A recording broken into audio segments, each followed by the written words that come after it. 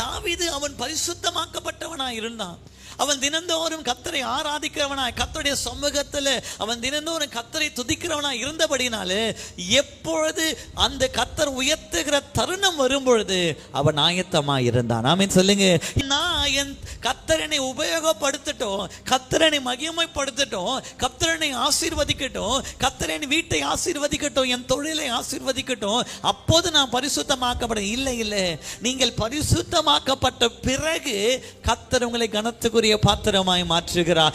பரிசுத்தமாக்கப்பட்ட ஒரு பாத்திரத்தை தேடுகிறார். தாவீதோ ஒருவேளை ஆடுகளை மேய்க்கிறவனாய் இருந்திருக்கலாம், ஒருவேளை ஆடுகள் பின்னே போகிறவனாய் இருந்திருக்கலாம், மண்ணிலான பாத்திரமாய் இருந்திருக்கலாம். ஆனால் நேரம் வரும்போது கர்த்தர் அவனை பார்க்கும்போது அது மண்ணிலான பாத்திரம் தான், ஆனால் பரிசுத்தமாக்கப்பட்டது சகலவித நற்கிரியைக்கு ஆயத்தமாக்கப்பட்ட பாத்திரமாய் தாவீது இருந்தான். ஆமென் சொல்லுங்க.